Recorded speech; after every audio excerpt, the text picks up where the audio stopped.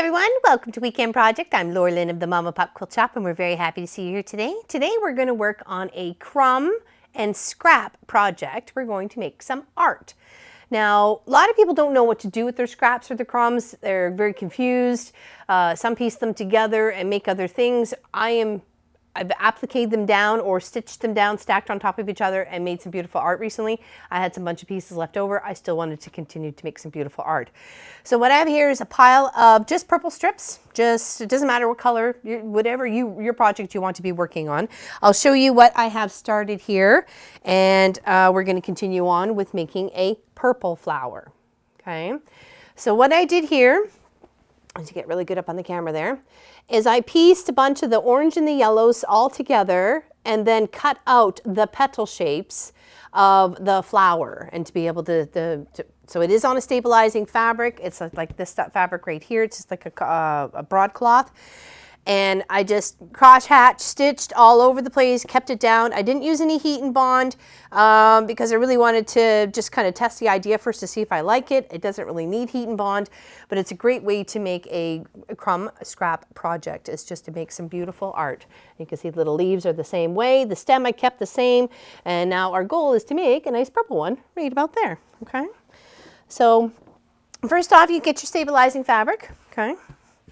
This could be an interfacing of sorts, maybe that I wouldn't necessarily, you could iron on, but I'd cover the whole thing before you ironed it. And still some pieces when laid over on top of each other are not going to stick because they're laying on top of another piece of fabric. So that's what I found about.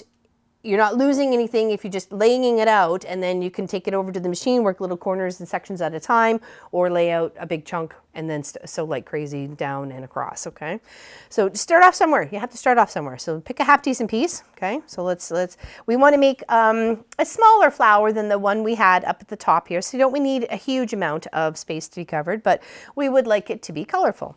So we're just going to lay some on top and around, and just pick some, and then once we have a little collection that we are happy with, we'll take it underneath the machine, and you can use complementary matching thread, or something that makes it even stand out even more, or you can just use white like I did.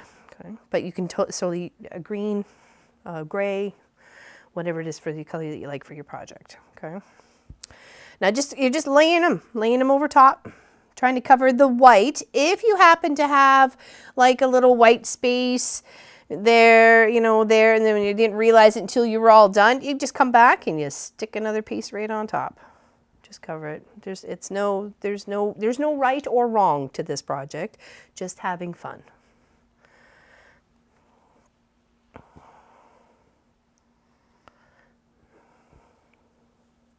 You just want to lay it out in a pleasing manner and have pieces crossing over. That's the whole point. And there's no trying to put up even edges to each other.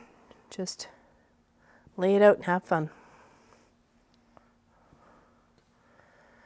And it doesn't take too long. Once you get into a groove, get into the groove. And these are all just random pieces. Some I had a couple little chunks and I just went across with the rotary cutter to make smaller little chunks. Didn't really matter which way or what size they were. And if you happen to like the back side of a fabric more than the front side, you pay for both sides. So you can use whatever side you like. I have found that with some other projects that I liked the back a little bit more than the front for that project. Okay.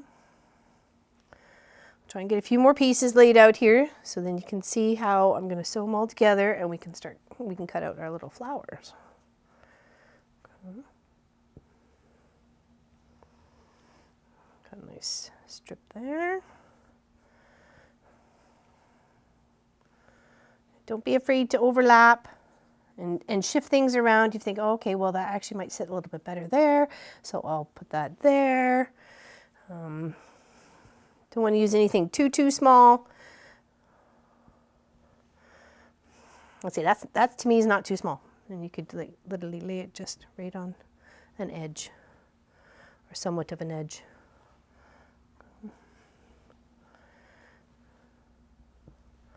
I found a lot of my pieces from working with foundation paper piecing were triangles or triangle-y sort of shapes. So that, I don't say it's going to help or hinder in this project, but it's definitely something that I did notice.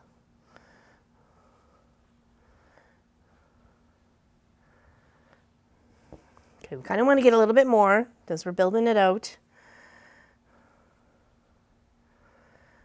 Okay.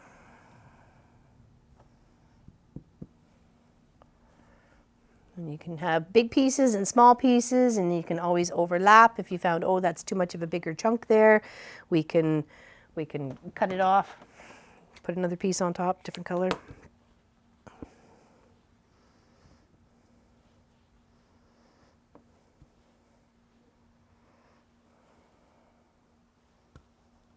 Hope you guys are having a great week so far. We're super excited about tomorrow. Be April 30th. We will be doing a jelly roll race with Miss Allison. So please join us. We're gonna have a good time. Definitely we're having a good time.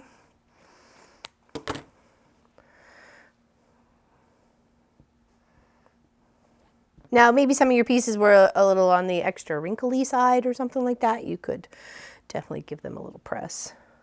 Just take the whole little thing over and press it, and then you can start sewing it down wherever.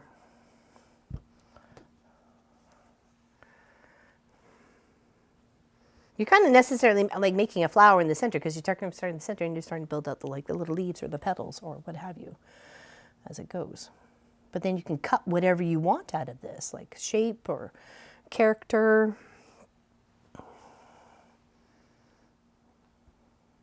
So got that purple up there already. Oops. Careful where you're pulling. Let's put that down over here. Put that on top.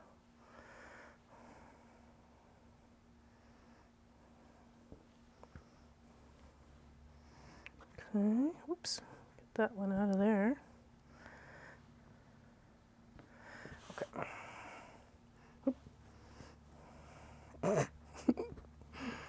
It's so easy, just when you get something all nice and then you pull one thing and it's like, oopsies, oopsies, I just set an avalanche. Okay, so let's stitch this down. A couple little pieces here, and we'll see where that takes us. Okay. There we go. Okay. Now, so you can just work from one edge to another. I just, for some reason on this one, I just started right in the center. So, okay, so let's try and do some straight lines both ways. I tried to work my way from the center out. And you may have to kind of hold it down as you're doing some stitching. Okay. And just regular stitch length. I didn't change anything different. Try and get the ones in the center all secured down first.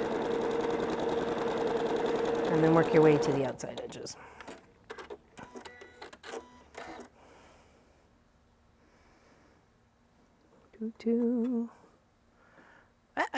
Sweater caught some. That's okay. That's okay. We'll work one side and then we can tweak the other side. And I find it a bit of a waste to be heat and bonding or steam machining every single piece. So when you can easily just stitch it down and save yourself the cost.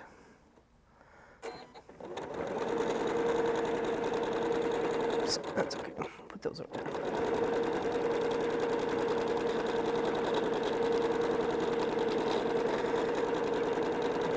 And create some art. Your sewing room or your sewing space is for you to create beautiful, wonderful things with fabric. It doesn't always have to be following a pattern. It doesn't always have to be something that, you know, is a traditional quilt looking sort of object. There's many other forms of making some beautiful fabric art.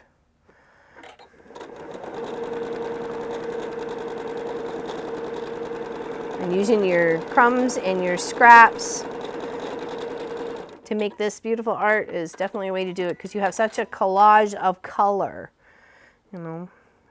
And if you're looking for scraps and crumbs and you don't have a lot of your own, maybe contact a couple of local guilds in your area, or even just on the Facebook.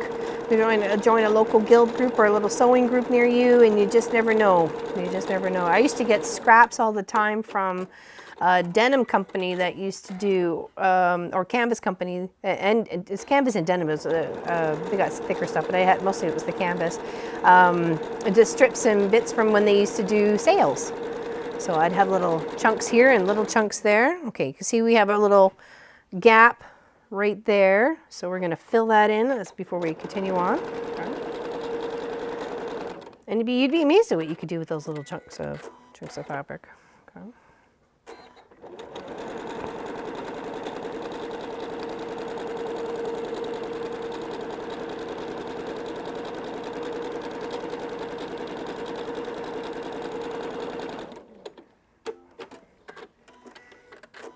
There's also, you can try your local furniture store. Sometimes they get drapery and upholstery fabric samples, and they don't know what to do with the books afterwards. They're just, you know, squares of material that are sometimes the same style but just different colors, and they only get a certain chunk. They're fantastic to work with, to make projects out of.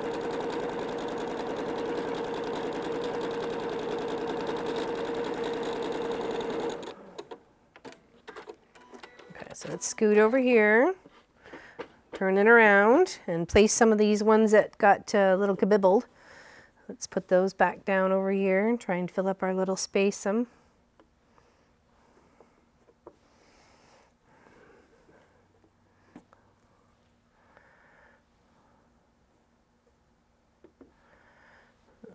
Let's do some of the bigger pieces.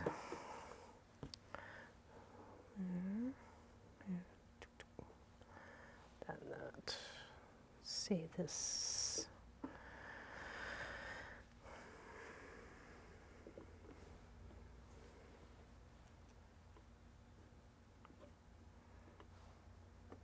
Just lay it down. Oops. Sorry about that. And of course, our goal is to be able to cut out some flowers. Some beautiful purpley flowers, many colors and tones.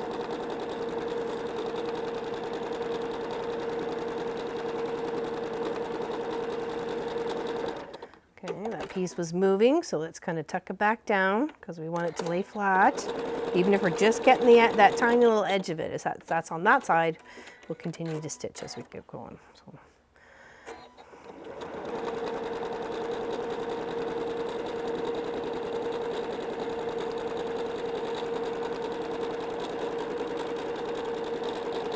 A lot of stitching, a lot of thread, but still loads and loads of fun to be had for sure.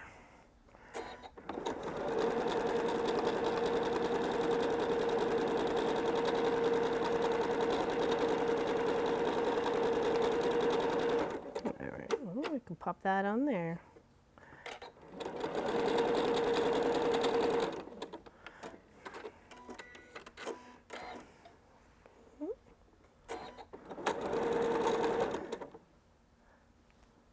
There we go, covering that spot.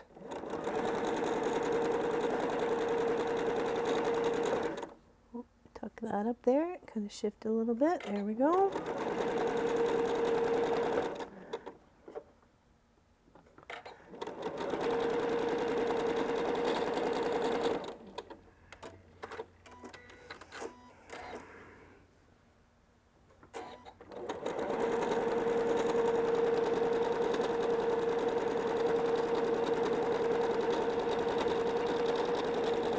Boop, boop. All right, lift the foot, tuck that right back underneath.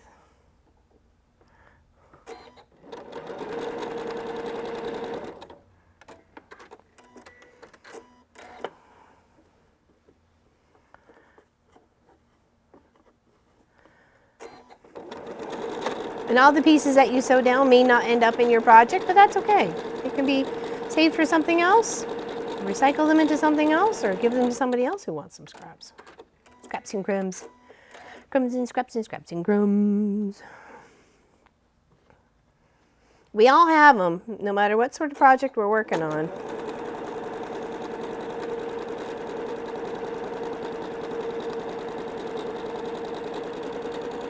And I find the more unique things that you do, the more odd-shaped sort of crumbs and scraps that you have. Because you're just cutting strips and squares. You're not going to get a lot of leftovers from that, that's for sure. Okay, let's just put one down here to hold it. And then we'll go the other way. Just a few times here, so maybe Pop can speed up this point.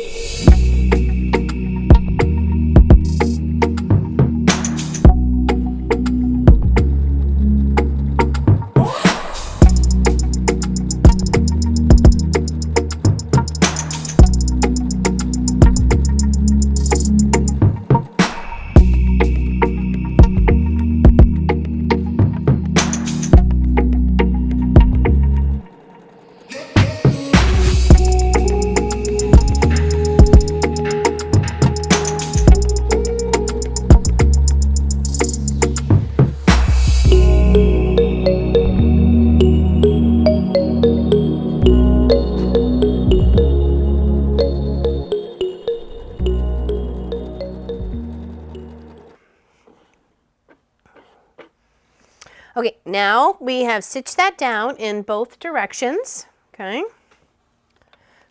We don't need to worry about the threads, but sometimes it's tempting not to. All right, so there's our little collage right there of fabric, okay? Now I want to either make 8 petals, 6 petals, or 10 petals for my flower, okay? So I'm just gonna try and see if I can fold this where I can get it into some, like a half decent number. Okay, probably get, I could probably get 8. Okay, so let's cut down here. And we'll cut off at the top. If we happen to have one of our petals that may not have fabric all the way up to the top, we can always just fill in a few little bits and bobs and nobody would ever notice. So, okay, so let's cut this here. And you're like, you just put that all together. But I did. Okay. Now we're going to take this one and fold it in half. And we're going to try and cut 4 petals out at the same time. So I'm going to use this one because it has the least amount of, well, it has the white space on there. Okay. Now you can eyeball this or you can draw it out, whatever it is that you want to do. I don't want to make it too big, but I also don't want it too small. So I'm just going to kind of come up like that and come down like that. And we can use one of these as a guideline on the next cut. Okay, so they're all similar. Okay, so let's take this, do what we had over there, line this up. We'll put the white side down so we can actually see it much better against the purple color. Okay, of course you can move it, shift it wherever it is you wish to have your petal. So this is going to be an 8 petal flower.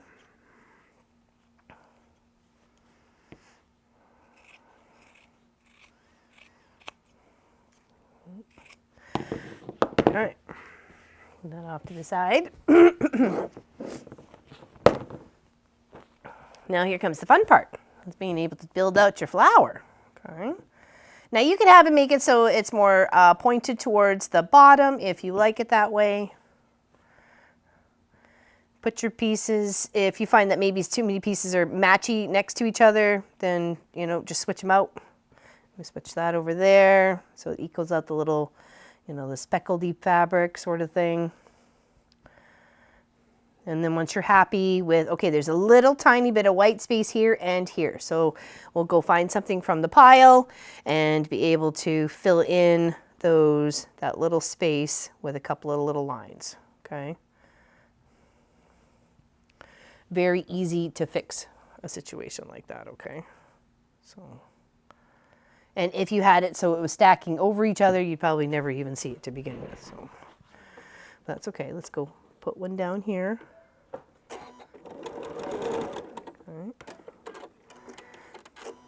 And then one right close to the edge, just to keep it all secure. Okay, and then this one here too. So I said, don't worry about it if you happen to come across a white spot. It's not a big deal, or a foundation paper piecing spot. No big deal. There are ways to work ourselves around that. Okay. There. And then we'll just trim to the petal size.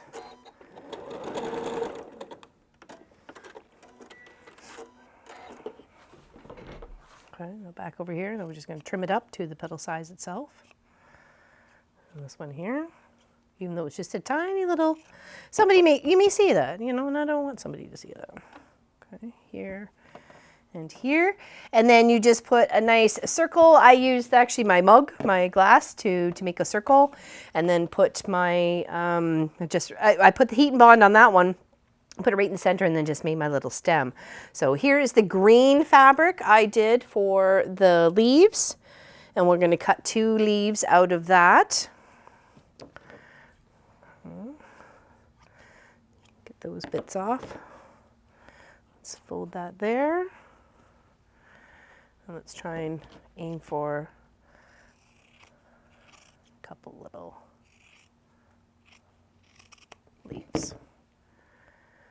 Just like that. There we go. Isn't it going to be amazing?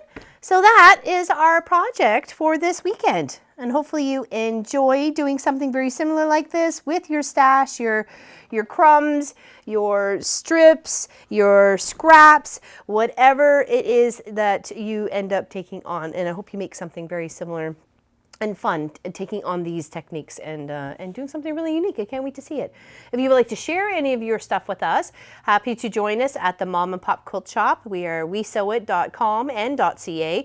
.com is our guild website, and you can join us there. It is free, but there is also another section that you can pay, and you get all the other videos early, and you get an extra video every month, as well as being included on that extra video every month to be able to win the project that we're working on.